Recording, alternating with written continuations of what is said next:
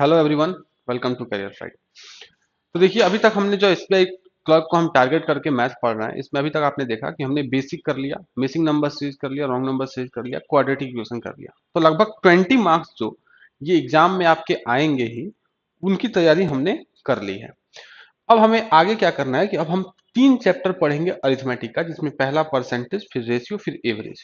क्योंकि इन 3 चैप्टर्स का यूज जो है डीआई बनाने में, जो कि 5 नंबर का एक बंच में आता है, उसमें बहुत यूज होता है इन 3 चैप्टर का। तो अभी हम 3 चैप्टर ये पढ़ेंगे, परसेंटेज, रेशियो और एवरेज।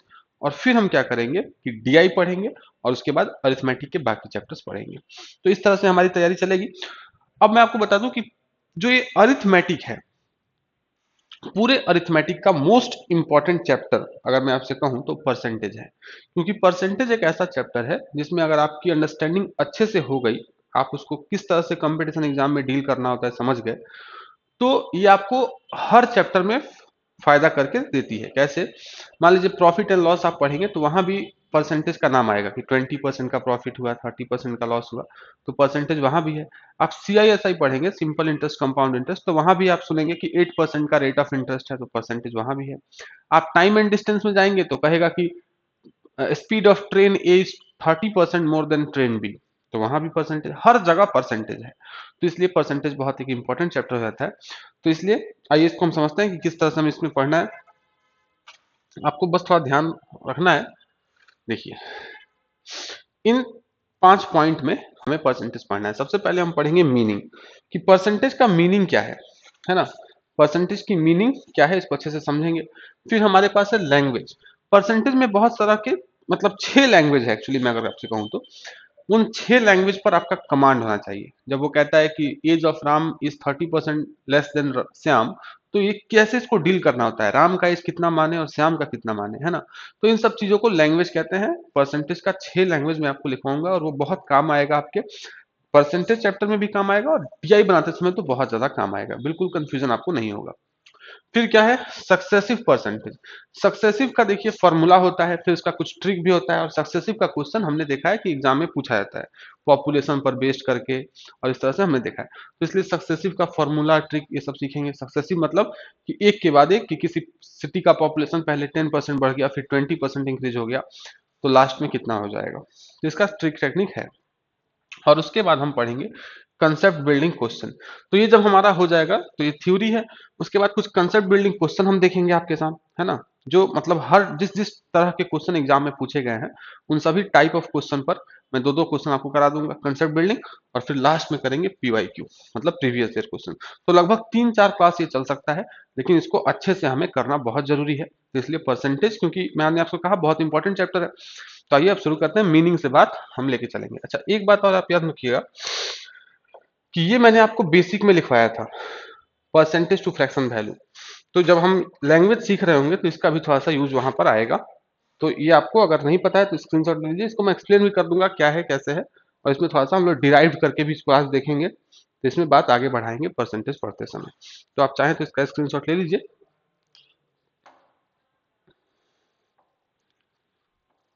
है ना, ये आपको पता होना चाहिए।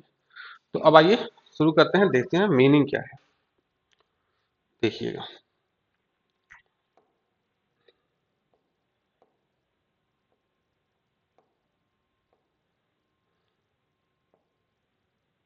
अगर मैं आपसे बात करने लगूं मीनिंग की,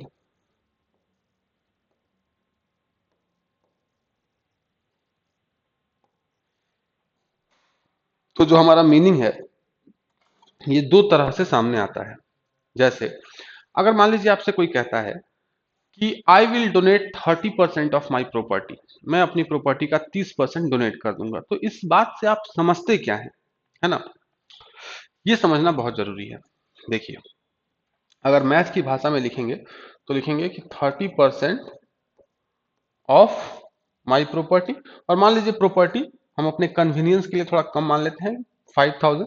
हालांकि 5000 पॉकेट मनी होती है, प्रॉपर्टी नहीं होती है, पर फिर भी 5000 प्रॉपर्टी है।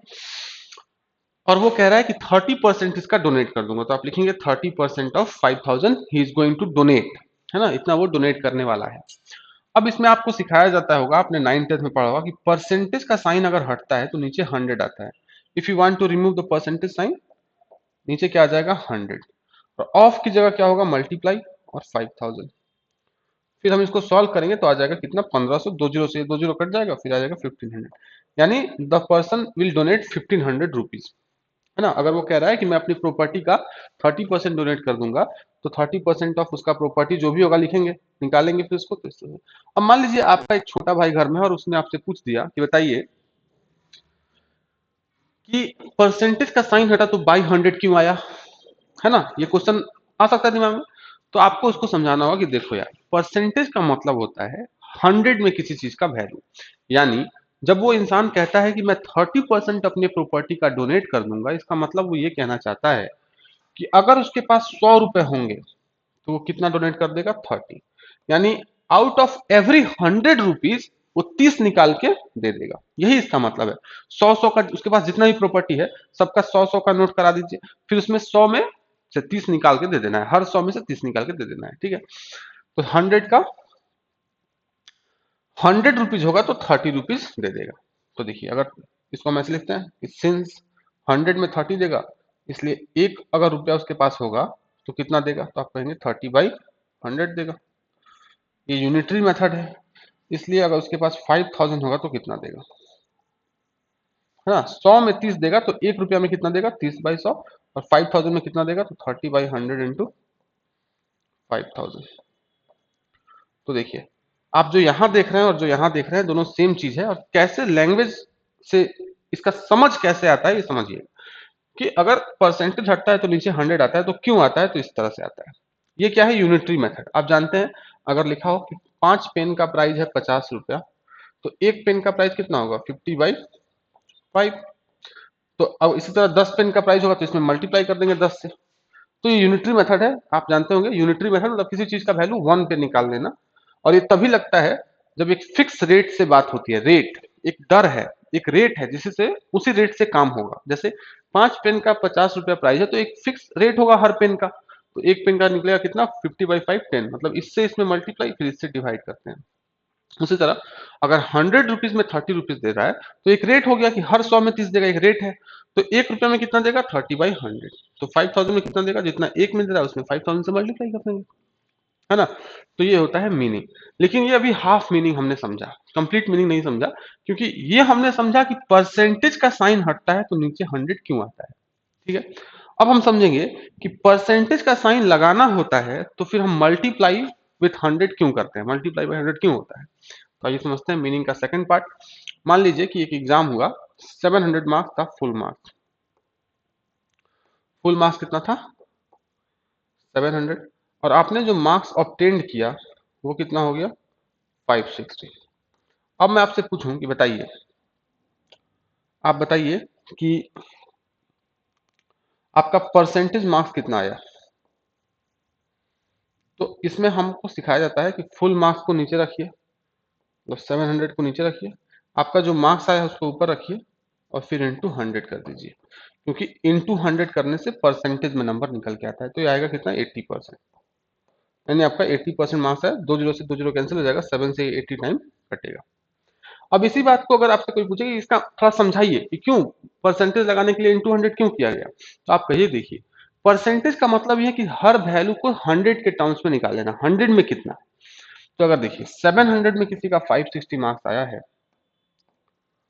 तो इसी तरह से इसी रेट से एक नंबर का एग्जाम होता तो आता कितना उसका 560 इससे इसमें मल्टीप्लाई इससे डिवाइड 700। तो इसी हिसाब से अगर 100 नंबर का एग्जाम होता तो कितना आता, तो 560/700 इंटू 100, है ना। तो इस तरह से जो है यहाँ जो आप देख रहे हैं और वहां जो देख रहे हैं सेम है। तो एक बात समझिएगा कि जब भी परसेंटेज लगाना होगा तो इंटू 100 होगा, किसी फ्रैक्शन में, किसी फ्रैक्शन में इंटू 100 होगा और आ जाएगा परसेंटेज। और जब भी परसेंटेज हटाना होगा तो परसेंटेज का साइन हटेगा तो नीचे बाई 100 आएगा, ठीक है। तो ये दो बातें हमने समझ के रखनी है। तो लैंग्वेज मतलब मीनिंग हमारा यहाँ पे खत्म होता है। अब हम बात करेंगे लैंग्वेज पर, है ना, कि लैंग्वेज क्या है। लैंग्वेज को थोड़ा समझते हैं। देखिए परसेंटेज में जो आपको लैंग्वेज देखने को मिलेंगे वो लगभग 6 है। 6 टाइप के ही मेन लैंग्वेज है, उसी का थोड़ा सा भले चेंज हो सकता है फॉर्मेट, लेकिन मेनली 6 लैंग्वेज है। पहला लैंग्वेज देखिएगा, मैं आपसे कहूँ कि 25 is what percent of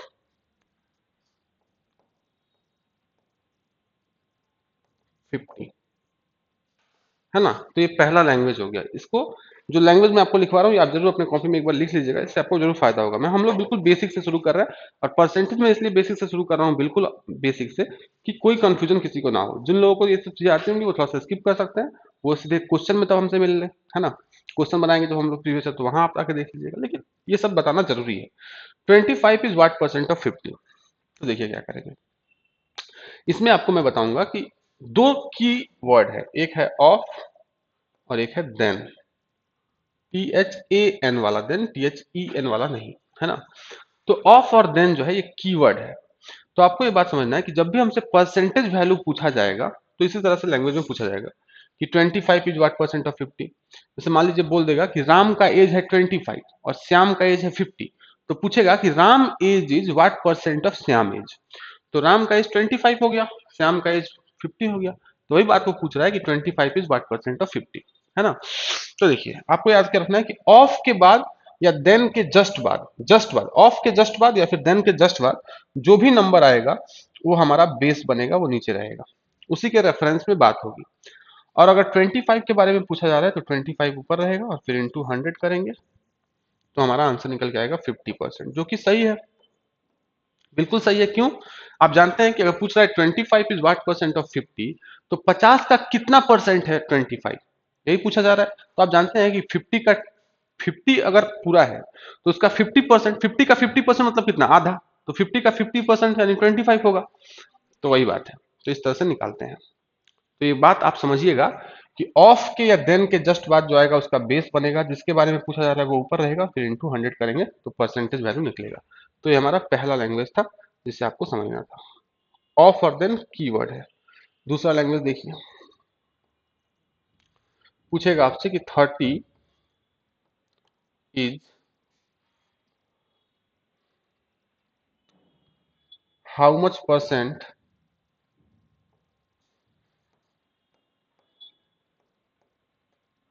less than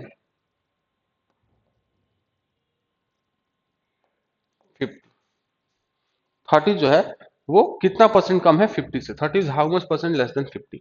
तो यहां भी आपको ध्यान का रखना है कि 50 देन के जस्ट बाद आ रहा है तो 50 का क्या बनेगा, बेस, है ना। क्योंकि हमें परसेंटेज निकालना है तो एक बेस चाहिए जिसके बारे में पूछा जा रहा है। लेकिन देखिए यहाँ पे क्या है कि लेस देन का वर्ड यूज कर दिया, लेस देन। तो जब भी लेस देन या मोर देन कह देगा तो हमें डिफरेंस निकालना पड़ेगा, है ना, कि इन दोनों नंबर में कितने का डिफरेंस है, तभी पता चलेगा ना कि कितना कम है। वो पूछ रहा है कि, वो नहीं पूछ रहा कि 30 इज व्हाट परसेंट ऑफ 50, ये पूछ रहा है 30 is how much percent less than 50। तो how much percent less than तो पहले देखना होगा कि 30 जो है वो 50 से कितना लेस है। तो कितना लेस है आप देखिए, 50 में से 30 माइनस करेंगे तो कितना आएगा 20, तो यहाँ ऊपर लिखेंगे 20, difference of the two numbers. जब भी लेस देन या मोर देन कहेगा तो दोनों नंबर का डिफरेंस यहाँ ऊपर लिखा जाएगा और इंटू 100, ठीक है। तो यहां से निकल के आ जाएगा, आप देखेंगे 50 से 2 टाइम मतलब 40%। यानी ये बात सही है कि 50 से जो है 40% कम है क्या, 30। क्यों? क्योंकि 50 का 40% 20 होता है और 50 से 20 ही कम है 30, है ना। तो यही बात है। आइए तीसरा बात समझ लेते हैं। जल्दी जल्दी इन लैंग्वेज को थोड़ा देख लीजिएगा। इसका अगर आप लिख के रख रहे हैं तो समझ रहे हैं, एक बार लिख लीजिएगा सारी कॉपी में तो एक काम आएगा आगे जब क्वेश्चन बनाएंगे तो। तीसरी बात क्या है कि अगर मैं आपसे कहूं कि 40 is how much percent, 40 is how much percent more than 25। 40 जो है वो 25 से कितना परसेंट ज्यादा है। तो इसमें आप क्या करेंगे, इसमें भी वही काम करेंगे कि देखिए देन के बाद 25 आ रहा है तो 25 का बेस बनेगा। अब पूछ रहा है मोर देन, तो मैंने आपसे कहा मोर देन लेस देन में डिफरेंस ऑफ द नंबर, तो 40 और 25 का डिफरेंस 15 ऊपर रहेगा क्योंकि 15 ही ज्यादा है 25 से, और इंटू फिर 100। इसको आप सॉल्व करेंगे तो आ जाएगा 60%, जो कि सही है कि 25 से 60% ज्यादा है कौन, 40, ठीक है। तो इस तरह से 3 लैंग्वेज हमने सीखा, इसको आप लिख के रखिएगा, काम आएगा। चौथा लैंग्वेज देखिए, चौथा जो लैंग्वेज है हमारा वो ये है कि अगर कहे ए नंबर इज, अब देखिए परसेंटेज हमें बताना था कि कितना परसेंटेज कम है, ज्यादा है, कितना परसेंटेज है इस वैल्यू का, इस वैल्यू, ये वैल्यू, तो हमने देखा। अब परसेंटेज अगर दिया हो और रियल नंबर निकालना हो तो वो देखेंगे। तो उसका तीन लैंग्वेज बनेगा कि ए नंबर इज 20% ऑफ, मान लीजिए 60, तो वो नंबर क्या होगा? तो देखिए एक नंबर जो है वो 20% ऑफ 60 है, तो वो नंबर क्या होगा? वो नंबर 20% ऑफ 60 होगा, तो 20% ऑफ 60 लिखेंगे, है ना। तो कितना परसेंटेज हटेगा तो क्या होगा? 20/100 इंटू 60। इस तरह से फिर सॉल्व कर लेंगे। तो सॉल्व करेंगे तो दो जीरो से दो जीरो कैंसिल हो जाएगा, 12। यानी जो नंबर है वो 20% ऑफ 60 है, तो वो कितना है? 12 है। तो ये एक आसान लैंग्वेज था, बस मैंने ऐसे ही लिखवा दिया कि ये number is 20%। Ram age is 40% of Shyam. तो श्याम का अगर 40 एज होगा तो 40% निकाल देंगे 40 का, जानते हैं ना, 40% ऑफ 40 लिखेंगे और सॉल्व कर लेंगे, आंसर आ जाएगा। तो एक चौथा लैंग्वेज इस तरह से। पांचवा और छठा जो लैंग्वेज है बहुत इंपॉर्टेंट है, खास बात इसमें आपको ध्यान देना है। अगर कहे ये नंबर इज 25% मोर देन 16, तो नंबर क्या होगा? तो यहां ध्यान दीजिएगा, एक नंबर है जो 16 से 25% ज्यादा है ना। तो अब यहां ध्यान दीजिएगा, देखिए नंबर कैसे निकालेंगे। तो दो तीन तरीका है, दो तीन तरीका है इस लैंग्वेज को डील करने का, और यही सबसे इंपॉर्टेंट लैंग्वेज है जिसमें आपको बार बार, अगर आप समझ गए चीजों को तो बहुत फास्ट कर पाएंगे, और नहीं समझे तो बहुत स्लो हो जाएंगे।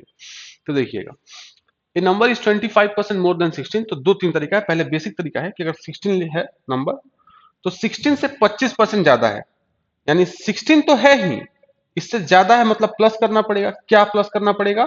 25% ऑफ 16। मतलब 16 तो है ही, इसमें 25% ऑफ जो 16 आएगा, जो भी वैल्यू आएगा उतना ज्यादा है वो number. A number is 25% more than 16, यानी 16 तो है ही, उसमें 25% 16 का और ज्यादा, तो प्लस कर देंगे तो नंबर निकल के आ जाएगा। तो एक तरीका ये है, ठीक है। इसको अगर आप सॉल्व करेंगे तो देखिए 25% का मतलब आप समझते हैं कि बाई 100 आएगा, तो ये क्या हो जाएगा? 16 तो रहेगा, प्लस 25% मतलब 25/100 इंटू 16। तो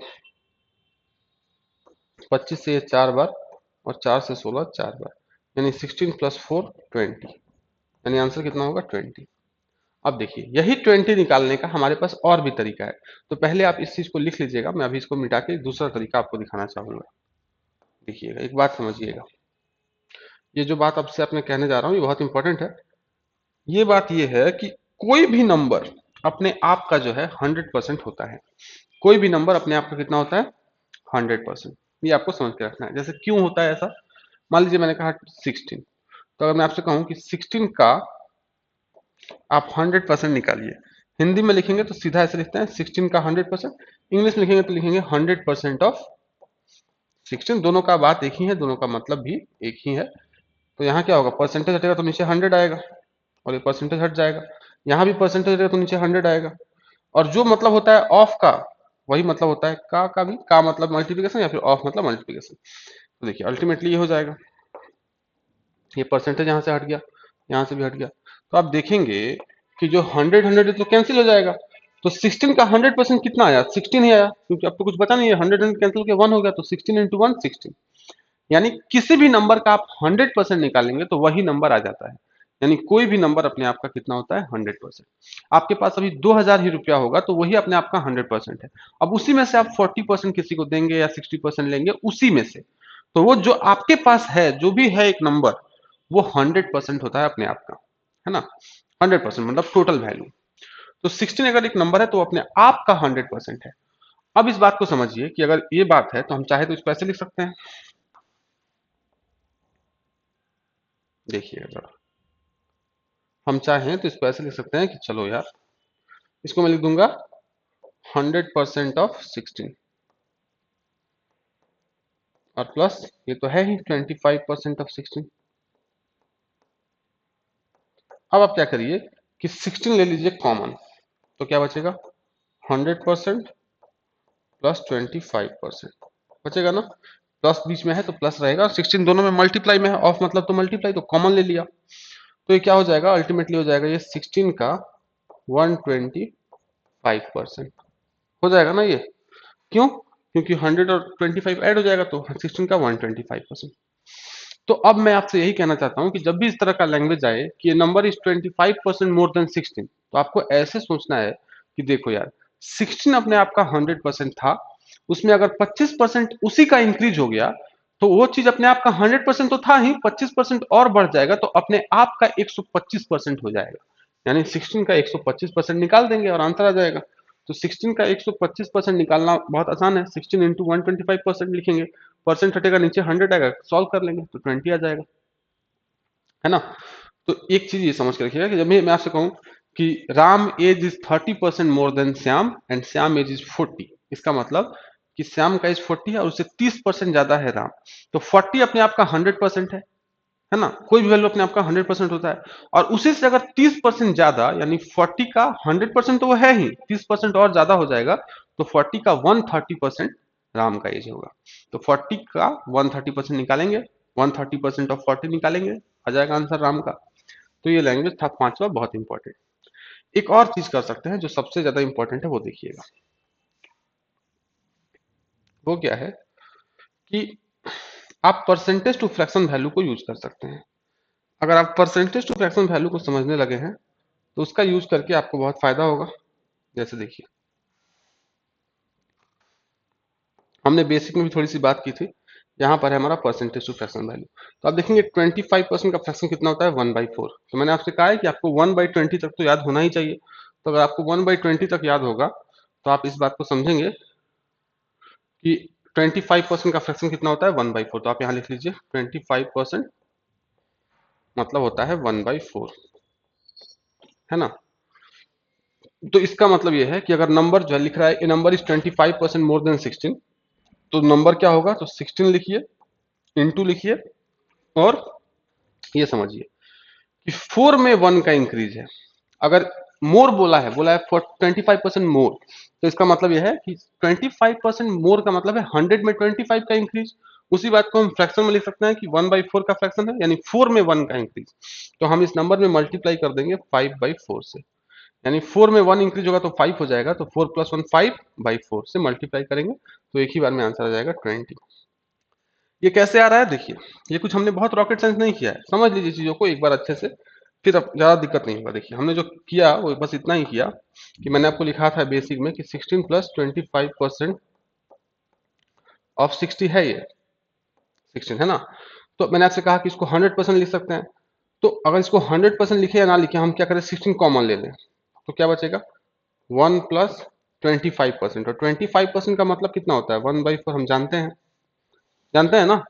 यहाँ से 16 कॉमन ले लिया, यहाँ से और यहाँ से, तो यहाँ तो कुछ नहीं था तो 1 बच गया, और यहाँ 25% तो उसका मतलब होता है 1/4, क्योंकि परसेंटेज हटेगा तो नीचे 100 आएगा, फिर कैंसिल होगा तो 1/4 ही आ जाएगा। तो 25% का ये या 1/4 का ये एक ही बात है, तो इसको ऐसे लिख सकते हैं। फिर इसको आप सॉल्व करेंगे तो क्या होगा, 4 1 इंटू 1 4 प्लस 1 5, यानी हो जाएगा 16 इंटू 5/4।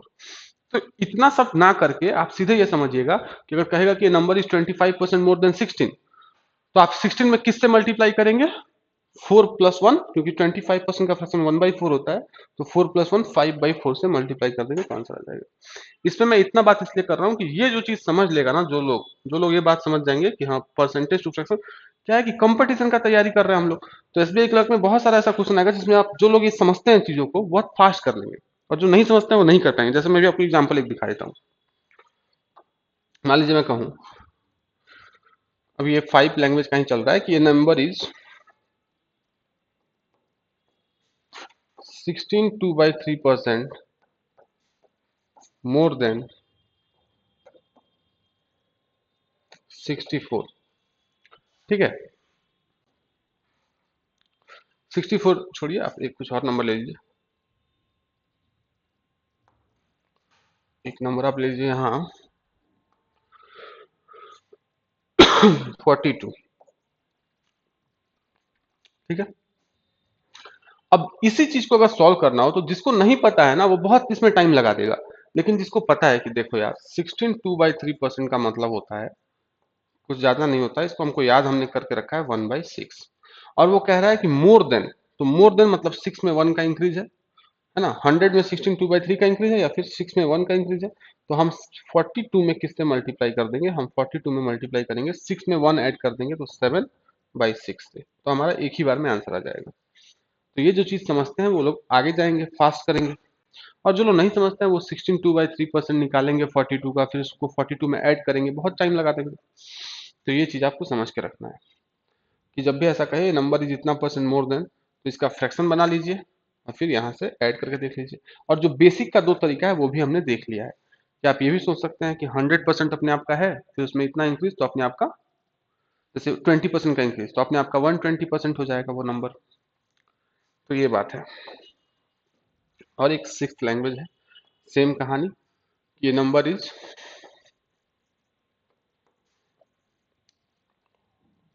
20% लेस देन, उसमें मोर था इसमें लेस आ गया, बस इतनी ही अंतर है, लेस देन 60। तो क्या करेंगे, नंबर क्या होगा, तो अगर बेसिक से बनाए तो 60 तो है ही, उसमें कम हो गया तो माइनस कितना परसेंट कम हो गया, 20% ऑफ 60। तो 20% ऑफ 60 निकाल कर, है ना, 20% ऑफ 60 निकाल कर उसको 60 में से माइनस कर देंगे, तभी तो वो नंबर निकलेगा ना, क्योंकि नंबर क्या है 20% लेस देन 60 है, मतलब 60 से कम है कितना, 60 का 20%। तो 60 का 20% निकाला, उसको 60 में से माइनस कर दिया तो नंबर आ जाएगा। दूसरा तरीका क्या होगा, आपको समझना होगा कि 60 जो है अपने आप का 100% है, और उसमें अगर 20% कम हो जाएगा तो 60 अपने आप का कितना बचेगा, 60 अपने आप का 80% बचेगा। तो आप इसको भी सॉल्व करेंगे या फिर इसको सॉल्व करेंगे, दोनों में सेम रिजल्ट देगा। और एक तीसरा तरीका क्या है कि आप 20% का फ्रैक्शन बनाइए, तो 20% का फ्रैक्शन होता है 1/5। तो आप ऐसे सोचिए कि 5 में 1 का डिक्रीज है, क्योंकि 1/5 आया तो 5 में 1 का आपकी बात डिक्रीज है, कम हुआ है, तो 5 में 1 का डिक्रीज मतलब 4, यानी आप 60 में किससे मल्टीप्लाई कर दीजिए, 4/5 से। तो ये तीनों ही बात एक ही बात है, तीनों सेम रिजल्ट देगा, तीनों में सेम ही आंसर आएगा। और कितना आएगा, 5 से 16 कटेगा तो कितना, 12 टाइम, और 12 4 जा 48, 48 हर बार आंसर आएगा, तीनों आप सॉल्व कर लिया। तो तीन तरीका है एक ही लैंग्वेज को डील करने का, ये आपको समझ में आना चाहिए। ठीक है, एक बार वीडियो को फिर से देख लीजिएगा, अगर समझ में आए तो दोबारा देखिए, लेकिन इन 6 लैंग्वेज पे आपका कमांड होना चाहिए, इसका बहुत यूज होगा परसेंटेज में। और इसमें जो इसने कमांड बना लिया, इस तरह से सोचना सीख गया, समझना सीख गया, वो जरूर अच्छा करेगा। तो ये बातें हमने अभी तक की। ठीक है, अब मैं थोड़ा सा आपको कुछ डिराइव्ड परसेंटेज टू फ्रैक्शन दिखा देता हूँ, जो बहुत इंपॉर्टेंट है, उसका थोड़ा सा यूज समझ लेते हैं, और फिर हम आज का क्लास यहीं रखते हैं। अगले क्लास में हम सक्सेसिव देखेंगे, फिर क्वेश्चन देखेंगे, और फिर उसके अगले क्लास में प्रीवियस ईयर क्वेश्चन देखने की कोशिश करेंगे। तो आइए बात को समझते हैं और शुरू करते हैं। यहाँ देखिए, हमें क्या है कि कुछ डिराइव्ड परसेंटेज टू फ्रैक्शन पे काम करना है। मैंने आपसे दिखा दिया है ये लिस्ट पहले ही, आपको ये लिस्ट आपको पहले ही दिखा दिया है, ये आपको याद होना ही चाहिए, इसको आप याद कर लीजिएगा, स्क्रीनशॉट ले लीजिए, याद कर लीजिए। और यहाँ पे हम लोग जो देखने वाले हैं वो है कुछ डिराइव जो बहुत इंपॉर्टेंट है, उसका थोड़ा यूज समझते हैं। जैसे अगर आपने देखा वहां पे है 1/8 और इसका वैल्यू है 12.5%, तो अगर मैं इसमें 3 से मल्टीप्लाई कर दूं तो ये हो जाएगा 3/8, और यह कितना हो जाएगा 37.5%, है ना। दोनों तरफ 3 से मल्टीप्लाई कर दिया। आप जानते हैं अगर लिखा हो 2 इज इक्वल टू 2, तो यहाँ भी 3 से मल्टीप्लाई करूंगा और यहाँ भी 3 से मल्टीप्लाई करूंगा, तो 6 इज इक्वल टू 6 हो जाएगा, और कुछ नहीं होगा, इक्वल टू का साइन बरकरार रहेगा, है ना, उसमें कोई चेंज नहीं आएगा। तो वही बात यहाँ भी हुआ, इधर भी 3 से किया, इधर भी 3 से किया, तो इस तरह से हो जाएगा। तो ये बहुत इंपॉर्टेंट है, क्योंकि एग्जाम में कई बार देखा गया है कि 37.5% को यूज किया है उसने, एग्जामिनर ने यूज करते हैं वो लोग। तो आपको ये बहुत अच्छे से पता होना चाहिए कि 37.5% 3/8 होता है। इसमें कहीं भूल जाने का तो इसका मतलब तैयारी आपकी अच्छी नहीं है, ये बिल्कुल अच्छे से आपको बताना चाहिए। 5 से करेंगे तो कितना होगा, 5/8, तो क्या करेंगे, 5 से इधर मल्टीप्लाई करेंगे तो 62.5%। ठीक है, और 7 से करेंगे तो 7/8, और इसका मतलब कितना बनेगा, यहाँ 7 से करेंगे तो 87.5%। तो ये तीन इंपॉर्टेंट है ना, ये मोस्ट इंपॉर्टेंट है और ये दोनों इंपॉर्टेंट है, पता होना चाहिए। अब मोस्ट इंपॉर्टेंट का ये सबको याद होना चाहिए तीनों वैल्यू। ठीक है, लेकिन इसका बहुत ज्यादा यूज होता है। तो ये तीन वैल्यू, अब इस पे देखिए क्वेश्चन कैसे आता है, वो बोलेगा कि Ram is 37.5% less than 64। Ram का जो एज है वो 37.5% लेस है 64 के। तो राम का एज बताइए कितना होगा। तो देखिए, जिसको पता ही नहीं होगा कि 37.5% जो है वो कितना होता है, वो होता है 3/8, वो इस क्वेश्चन को बहुत टाइम लगा के बनाएगा। जिसको पता है वो कहेगा कि देखो यार 37.5% 3/8 होता है और इतना लेस है, मतलब 37.5% लेस है, इसका मतलब यह है कि 100 में 37 लेस है या फिर 8 में 3 लेस है। तो राम का एज निकालना होगा तो हम 64 से लेस है तो 64 को तो पकड़ेंगे ही, उसमें मल्टीप्लाई किससे करेंगे, तो 8 में से 3 कम, यानी 5/8 से। 8 में से 3 माइनस कर देंगे तो 5/8 से मल्टीप्लाई कर देंगे, तो एक ही बार में निकल के आ जाएगा। जो अभी हमने पांचवा और छठा लैंग्वेज देखा उसी का एप्लीकेशन कर रहा हूँ विथ डिराइव्ड फ्रैक्शन। बहुत इंपॉर्टेंट है, पता होना चाहिए आप लोगों को कि हाँ Ram age is 37.5% less than 64। तो राम का एज कैसे निकलेगा, 64 से 37% कम, यानी 64 में किससे मल्टीप्लाई होगा, 37.5% 3/8 होता है तो 8 में से 3 माइनस मतलब 5/8 से, तो एक ही बार में आंसर आ जाएगा। इसी चीज को बहुत तरीके से कर सकते हैं। आप ये भी लिख सकते हैं कि 64 माइनस 64 का 37.5%। आप ये भी कर सकते हैं कि 64 अपने आप का 100% है, उसमें से 37% चला गया, 37.5% चला गया तो 62.5% बचा, तो आप उसका निकालिए कि 64 का 62.5% कितना होगा, सब में एक ही आंसर आएगा। ठीक है, तो एक ये चीज इसको समझ के चलिए। देखिए और क्या कह सकता है, इसी में थोड़ा सा देखिएगा।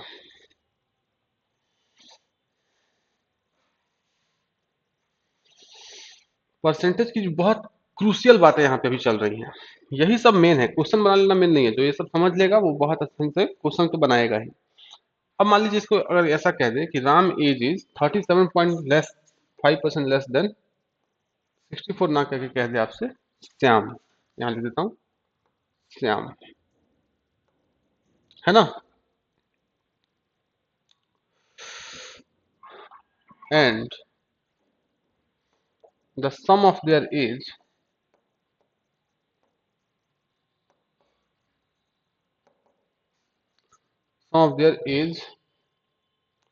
इज 66, है ना। सम ऑफ देयर एज, तो बताइए राम का एज कितना और श्याम का एज कितना। अब ये क्वेश्चन, इसमें मैं आपको बताऊं जिन लोगों ने परसेंटेज टू फ्रैक्शन को और परसेंटेज चैप्टर को समझा है अच्छे से, वो सेकंड में बना देंगे बिना पेन उठाए, और जिन्हें नहीं समझा है वो नहीं बना पाएंगे। तो देखिए क्या होगा, राम एज मतलब नहीं बना पाएंगे, बहुत टाइम लगा के बना पाएंगे। Ram age is 37.5% less than Shyam. तो इस बात को आपको समझना है कि सबसे पहले तो हम 37.5 का फ्रैक्शन लिखेंगे, तो 37.5 का फ्रैक्शन बनेगा 3/8। तो हम क्या करेंगे, हम यहाँ लिखेंगे राम और यहाँ लिखेंगे श्याम। अच्छा, लेस देन के बाद क्या आ रहा है, श्याम। तो अगर देन के बाद श्याम आ रहा है तो रेफरेंस किसका होगा, श्याम का। तो रेफरेंस अगर श्याम का होगा तो इसका मतलब यह है कि जो इस फ्रैक्शन में नीचे वाला होता है ना वो रेफरेंस कहलाता है। तो श्याम को हम दे देंगे 8x। मान लेंगे कि श्याम का एज कितना है, 8x, है ना। क्यों मान लिया 8x, क्योंकि देन के बाद श्याम था और 37.5% का फ्रैक्शन 3/8 बना, तो हमने मान लिया कि श्याम का एज 8x है। श्याम का एज हम x भी मान सकते हैं, लेकिन उसमें कैलकुलेशन में फंस जाएंगे, बहुत डिफिकल्ट हो जाएगा कैलकुलेशन। लेकिन अगर आप 8x मान लेते हैं तो देखिए कितना फायदा होगा। तो राम का एज कितना होगा, तो राम का जो एज होगा वो होगा अच्छा एक सेकंड, इसको 66 नहीं रखिए, 65 का पीछे, है ना।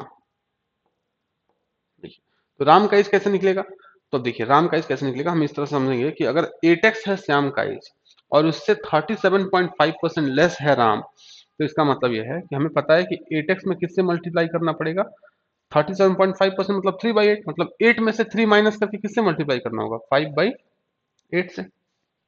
क्योंकि जो राम का एज है वो श्याम से 37.5% लेस है, और 37.5% लेस होता है तो हम जानते हैं कि 3/8, तो 8 में से 3 माइनस करके 5/8 से मल्टीप्लाई करते हैं, जिस भी चीज से वो लेस है। तो लेस किससे है, 8x से, श्याम के एज से। तो 8x में 5/8 से करेंगे तो 8 और 8 कैंसिल हो जाएगा, तो राम का एज कितना आ जाएगा, 5x। तो यही जरूरत था। दोनों का हमने जो एज है वो इंटीजर में मान लिया, जबकि इतना एक डिफिकल्ट नंबर 37.5 दिख रहा था, फिर भी हमने दोनों का एज किसमें मान लिया, इंटीजर में। तो इसका हमको बहुत फायदा मिलेगा। और हम लिख सकते हैं कि इन दोनों का एज सम करके कितना है 65। तो 8x और 5x 13x is equal to 65। तो यहाँ से x कितना आ जाएगा 5। तो x 5 आ जाएगा, तो राम का एज कितना होगा 25 और श्याम का कितना होगा 8 5 40। और ये बात बिल्कुल सही है, आप देख लीजिएगा 40 से 37.5% ही कम है राम का एज 25, है ना। तो यही सब चीजें हैं, इसको हमें और भी अच्छे से समझना है। तो आइए एक दो और एग्जांपल देखते हैं। इन चीजों को मैं आपको समझा दूंगा, इसके बाद आप देखेंगे परसेंटेज आसान हो जाएगा। यही समझने का है कैसे हो रहा है। हमने देखा एक ही चीज है, जो पांचवा और छठा लैंग्वेज था हमारा, उसी का बहुत ज्यादा यूज है, तो उसमें एक ही चीज को तीन तीन तरीके से कर सकते हैं, और उसी में जो तीसरा तरीका है वो परसेंटेज टू फ्रैक्शन का है, उसी को हम लोग एलाबोरेट कर रहे हैं, वही हमारे लिए इंपॉर्टेंट है। बाकी जो दूसरा तरीका है वो बेसिक का है, उससे हमें उतना लेना देना नहीं है। आइए मैं लिखूं कि श्याम, या फिर चलिए सीता लिख लेते हैं, Sita salary, Sita salary is 25% more than